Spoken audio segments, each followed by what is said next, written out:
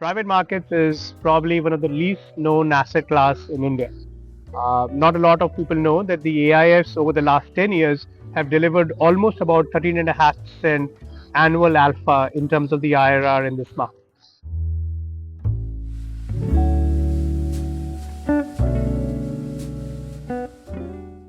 Good evening, everyone. Welcome to the maiden episode of Two GPs Walk into the Bar. And I promise you, Nitin, right after this episode, we are actually going to walk into a bar and get you a drink. I can't wait. So, these episodes are going to be about private markets. Private markets is probably one of the least known asset class in India.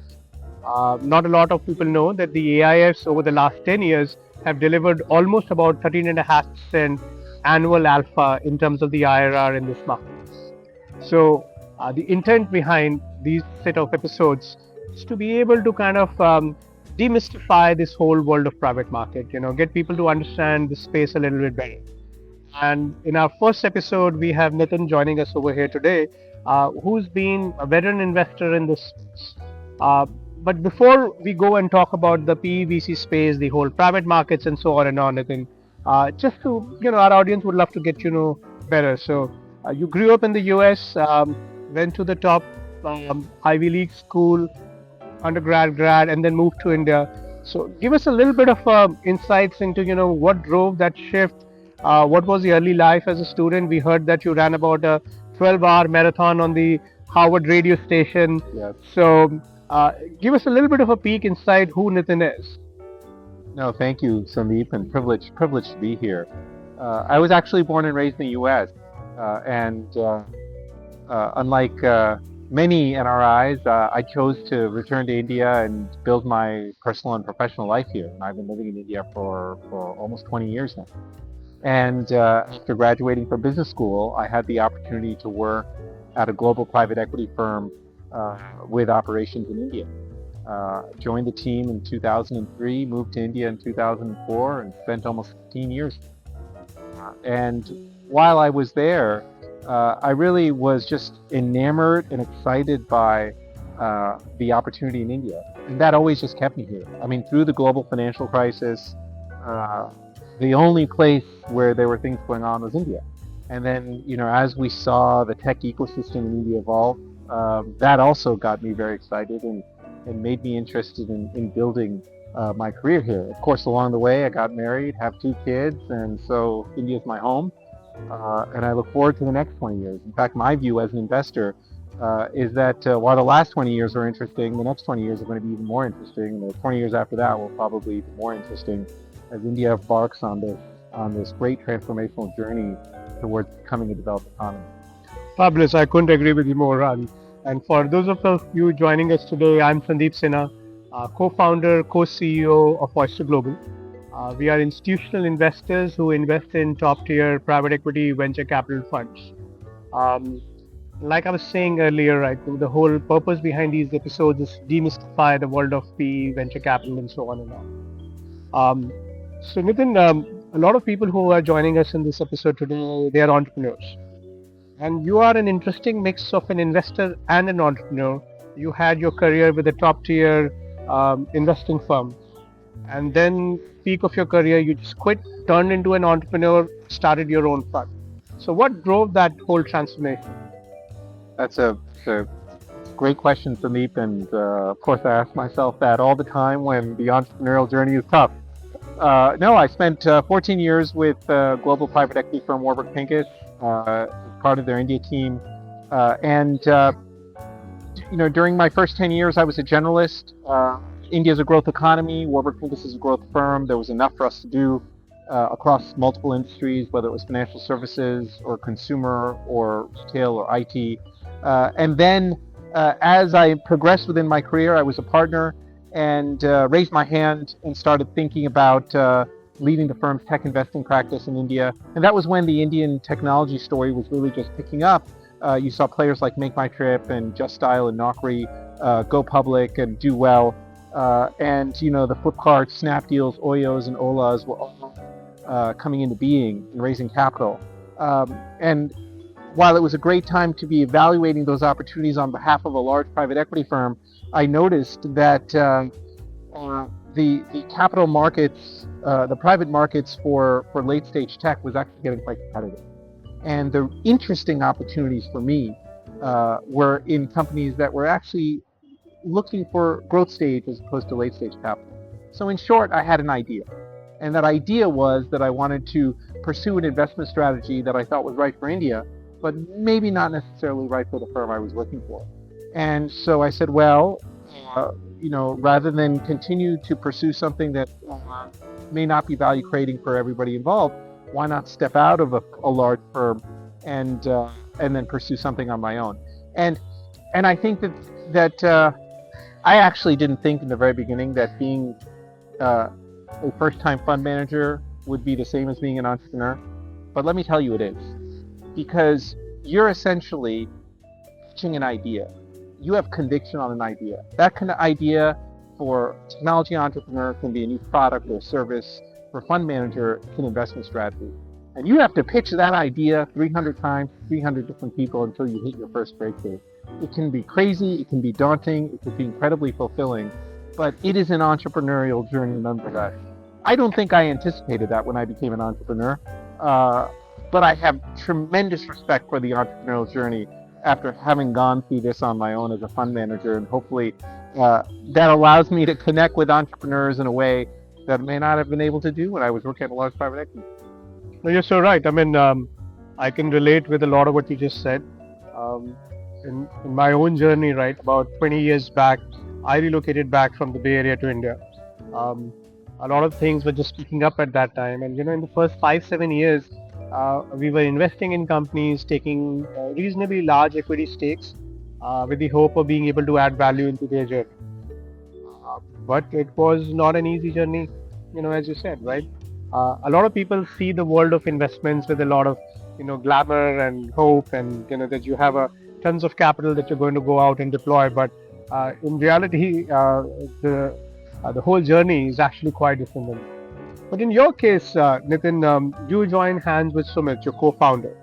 So how did it work? I mean, did you guys come together before and you thought about kind of starting the journey, or you met along the way? How did the whole thing pan out? Oh, yes. Uh, it's I can't be thankful enough, uh, but to have a business partner, and of course a business partner like Sumit, um, because being an entrepreneur and being a fund manager is actually a lonely thing. And so having that individual that you can bounce ideas off of is incredibly valuable. And it's interesting when you have a partner, and I'd love to hear about yours and Rohit's story as well. We decided that we would create a partnership where we're equal partners, and each of us can do the other's job, which means we get a tremendous amount of leverage. We didn't say, okay, you'll lead X and I'll lead Y. We did say that, okay, if you have to do Y, then you will do it. If I have to do X, I will do it, which means that we get more than 2X, in our view, the outcomes that we need to get this business off the ground. Sumit and I were actually ex-colleagues at Warburg Pincus. We got to know each other very well because it's not like we shared office space together. We were actually doing deals together, scoping out the tech sector for Warburg. And we must have met over 300 companies. We met all the companies that were raising their Series B and Series Cs that were eventually becoming unicorns.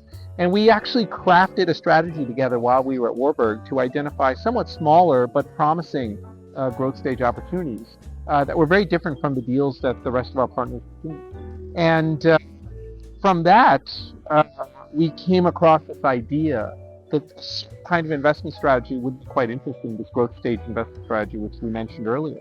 Sumit ended up leaving Warburg to join Multiples, where he pursued this investment strategy with Renika Ramnath and actually did quite well for them. I mean, they were investors in Dream 11, which was a huge hit for Multiples. When I left Warburg and was interested in pursuing this idea on my own, Sumit was the first person I called. I called him in 2017 when I was about to leave Warburg. He said, I'm having a great time at Multiples. I'm not ready yet. I spoke to him again in 2018. He said, okay, now I'm ready. And then we shook hands in early 2019. He joined me at the end of 2019. That's when we launched Filter Capital. Took me a while, but all good things come to those who wait. And 4 years later, I couldn't have asked for a stronger partnership. And we feel pretty excited about what we're about. Awesome. Actually, Sumit is a great guy. I mean, one of the investments that we made at Hume is People Strong. Of course. We exited to multiples, Yeah. and Sumit was the guy who replaced me on the board, so we got to know each other fairly well. Huh? They actually made a joke saying one Sinha walks out, the other one comes in. That's right. So it was kind of interesting. Actually, you talked about Rohit and I. Our journey actually started off a little different. Uh-huh. We knew both each other from our college time together. One fine day when we said that okay, we are going to launch our venture, still classic story of being an entrepreneur. Everybody said look for your passion, right? Um, with a few glasses of wine down, we said our passion lies in the world of creating a wine business. Oh, And that's what we want to do in India. Uh-huh. Thankfully, some sanity prevailed, and we realized that we would rather stick to something that we understand well. So we actually went into the whole world of investments, Yeah.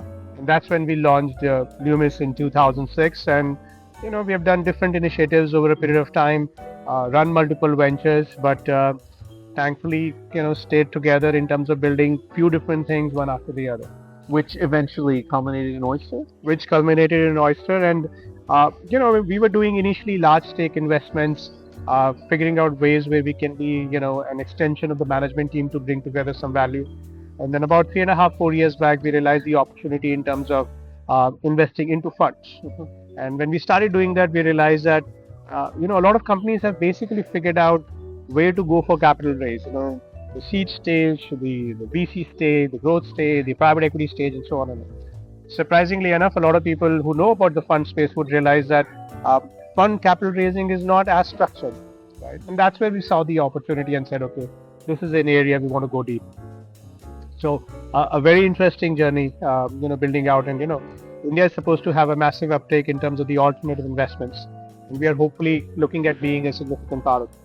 I think it's a sign of the maturity of a market where you can find these pockets of activity or pockets of opportunity where you can build very large businesses, and that in a way just becomes your reason for existing.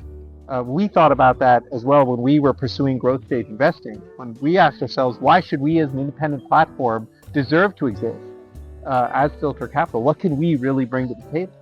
And what we had identified was that there's a tremendous amount of early stage activity in India. So any startup looking to raise a Series A or a seed round, they know exactly where to go. There are, of course, all the global VC firms who are operating in India, as well as many local Indian VC firms that have launched over the last decade. Similarly, when companies are raising $50 million or more, they know which private equity firms or hedge funds or large pools of institutional capital to go for. But we found out that when companies were raising Series B or Series C rounds, they were hitting some inflection point, too mature for venture, not quite ready for private equity or the public markets. In a way, there was a bit of that bridge financing, crossover financing, crossing the chasm, as it were. The venture investors might say, maybe this is too late for us. PE guys would say, maybe this is too early or too unprofitable. And we said, wow, this is a really interesting opportunity. If you're an entrepreneur, we found these entrepreneurs were meeting everybody. They were meeting family offices. They were meeting VC firms. They were meeting hedge funds because there was no single port of call for them to raise their Series B or Series C round because there were a few focused players in the market. And if you look in markets like the US and China, if you look at TCB, started as a growth stage crossover fund, it's become massive. In China, Hill House, they all started as Series B and Series C outputs, grew over a period of time. In our view, that is the opportunity for Filter Capital as well. We also see a very interesting dynamic where essentially any entrepreneur starting a new business in India in any sector or industry, not just IT services and software, but it could be financial services or consumer, they're going to use tech to compete with the unorganized market or compete with organized incumbents. If you're an entrepreneur today, how do you not use it? In our view, the skill set required to evaluate technology solutions is different from the skill set required to evaluate traditional businesses. And therefore, for technology businesses raising Series B and Series C rounds, they have to go to specialist investors. And our view is this is the future of private equity, because if every entrepreneur is going to be using tech, then investors have to come up the curve very quickly. And that, in our view, is the opportunity for Filter Capital.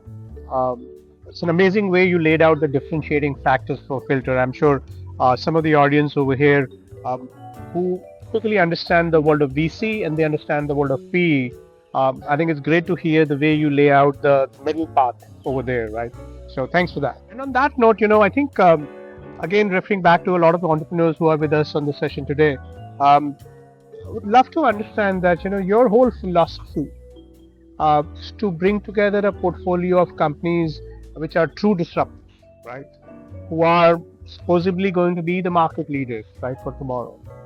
How do you do that? How do you size up these opportunities? How do you, because these companies are past the point where your entire dependence is just on the founder, right? Because That's right. they've gone through a couple of more stages of development, but they haven't progressed to fully matured stage. So there is a mix of the elements both from the PE world and the VC world that you kind of evaluate. So would love to know, your um, one, how do you build a pipeline for something like this? Because you guys have a proprietary pipeline, which is a significant differentiator. And then in this pipeline, what do you look for? Whether it's an entrepreneur or whether it's a business, how do you, kind of measure out who's going to succeed or who is going to be the market leader for tomorrow?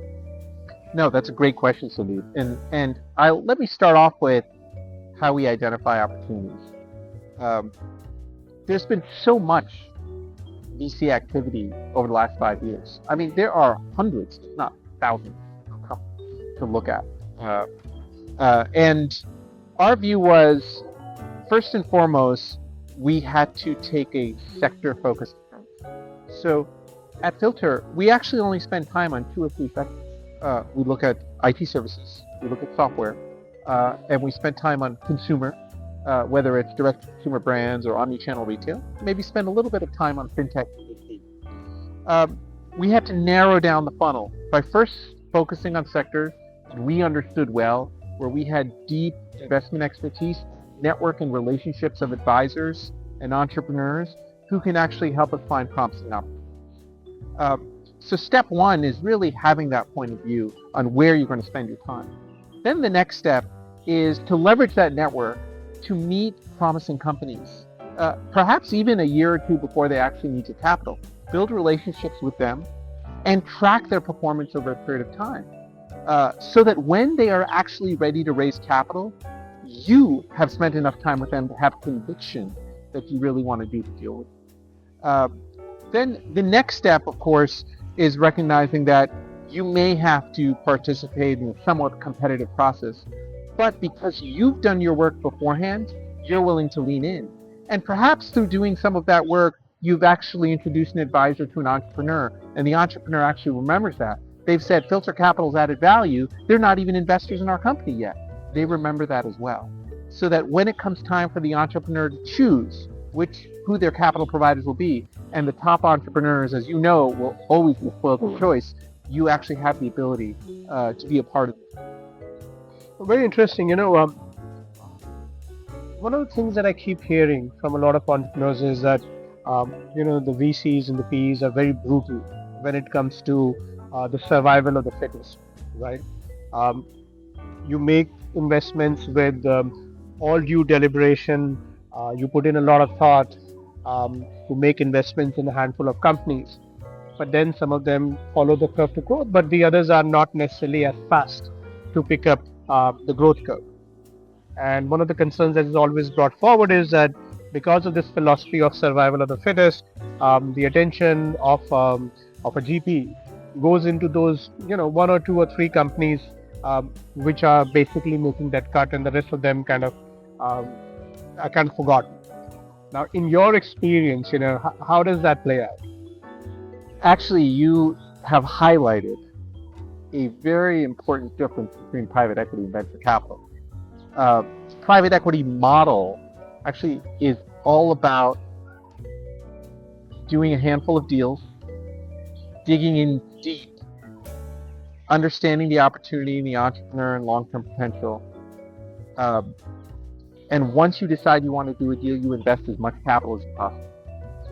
Which means in a fund, you might only have 8 to 10 companies, which means every deal must work, which means you're going to spend a lot of time with that entrepreneur helping them navigate the challenges of their business because you owe your investors an exit. You may not invest incremental capital if the company's not doing well, but you may spend a lot of your time and your networks and your energy delivering an exit. Making it work. Contrast that with the VC industry where the entire model is all about triage. And I think that's where some of the survival of this dynamics play out. Often VC funds will say, for every dollar we invest in the company, $2 will be follow-on. And so they're really reserving 2/3 of their fund for the winners, which means the rest of the companies may not necessarily, get that capital or that attention. And I think it's some of the nuances that entrepreneurs do pay attention to when they're choosing providers of capital is that, will I get the attention of the right people within the organization throughout the journey of my company? And I'm not going to paint brushes about, whether VC will do it or PE will do it, but some of these nuances are worth understanding. It's a big difference. Thanks. That's a very insightful differentiation between the world of the venture capital and private equity. But we are nearly reaching the end of the episode for us. But before we do that, a lot of entrepreneurs had posed a question saying, what do the fund managers really look for in a company? More essentially, what do they look for in an entrepreneur? What kind of skills, what kind of strengths do you guys value a lot? So from a filter capital standpoint, right, are there any specific, broad parameters that you think either from a company standpoint or from an entrepreneur standpoint that you think will make a big difference? We are growth investors, so we're very stage, and so therefore companies come to us when they've already achieved progress along their own journey. The founding team is typically in place. They have a very clear product market fit. They have a statistically significant number of customers who will say, yes, I use this product or service. I get ROI for this product or service. I'm prepared to renew this product or service. There's clear differentiation relative to competition in that the company has identified its sandbox. And the businesses may not be break even, but the unit economics make it, which means revenues minus cost of delivery minus cost of acquisition of customer broadly.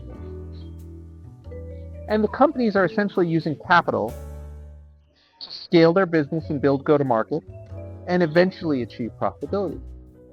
And where we can help as investors is really helping them build, because they understand the product, they understand their end market, but turning an interesting startup that's hit an inflection point into a business that is listed is itself a journey.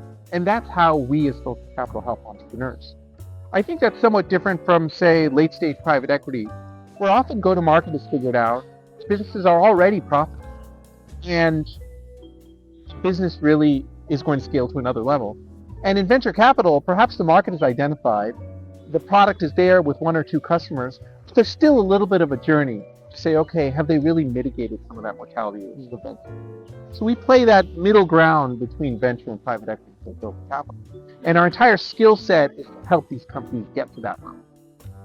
Now, with respect to choice of entrepreneur, which is another question of yours, we look for entrepreneurs, I think, first and foremost, high integrity.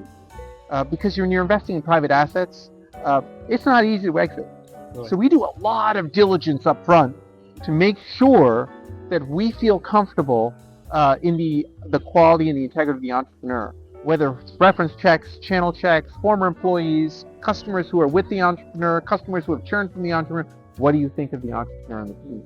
Of course, understanding their industry, having that drive and ambition to build something big, having the ability to rally a team and build a management team, and also ability to think both big picture as well as diving into the details and being aware of everything that goes on in the organization.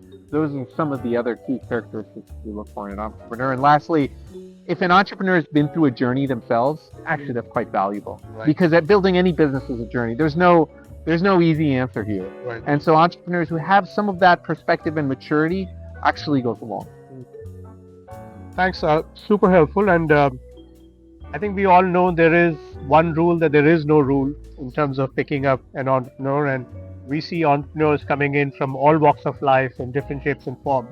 But I think it's a great way for at least somebody to think in terms of framework, right? What are the things that you guys value? With that, we are at the end of our episode today. Thank you everyone for being with us for this session. And Nitin, thanks again for taking precious time out for our session today.